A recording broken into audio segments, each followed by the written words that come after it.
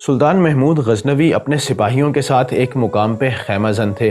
دوپہر کا وقت تھا، گرمی شدید تھی، تمام سپاہی اپنے اپنے خیموں میں آرام کرنے چلے گئے۔ سلطان بھی اپنے خیمے میں موجود تھے۔ اتنے میں ایک شخص ہامتا کامتا سلطان کے خیمے میں داخل ہو گیا۔ سلطان نے پوچھا کہ تم پہ کس نے ظلم کیا ہے؟ تو اس نے کہا کہ آپ نے۔ اس کے بعد سلطان سے اس نے کہا کہ آپ کا ایک فیلبان اس نے ہاتھی میرے کھجور کے درخت کے ساتھ باندھ دیا ہے اور خود کھجور کے درخت پہ چڑھ گیا ہے اور کھجوریں توڑ توڑ کے نیچے پھینک رہا ہے۔ میں ایک غریب آدمی ہوں اور میرے خاندان کا گزارا انہی کھجوروں پہ ہوتا ہے۔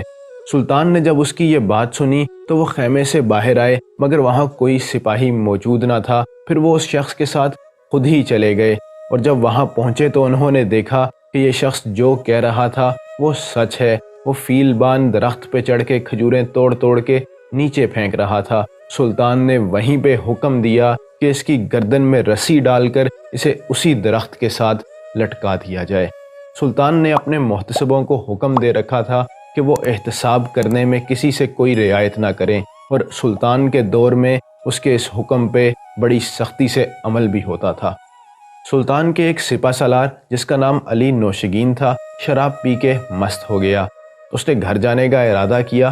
لوگوں نے اسے بڑا منع کیا کہ گھر مت جاؤ، باہر نہ نکلو، کوئی محتسب دیکھ لے گا تو تمہیں سزا دے گا، تمہاری عزت بھی جاتی رہے گی۔ لیکن علی نوشگین طاقت کے اور شراب کے نشے میں مست تھا۔ وہ 50,000 کی فوج کے دستے کا سپہ سالار تھا۔ اس کے وہم و گمان میں بھی نہ تھا کہ کوئی محتسب اسے سزا بھی دے سکتا ہے۔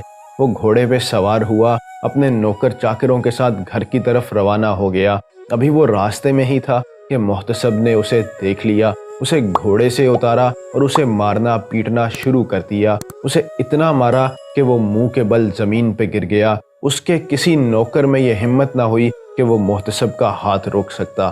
اس کے بعد علی نوشگین گھر چلا گیا۔ اگلے روز صبح وہ سلطان کے پاس حاضر ہوا، اپنی پیٹھ دکھائی اور محتسب کی شکایت کی۔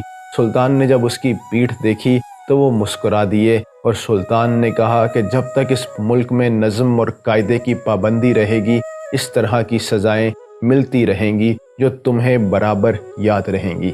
کاش ہمارے ملک میں بھی کوئی ایسا حکمران آئے جو سلطان محمود غزنوی کی طرح محتسبوں کو حکم دے کہ وہ انصاف میں کوئی رعایت نہ کریں، جہاں کمزور اور طاقتور قانون کی نظر میں برابر ہوں۔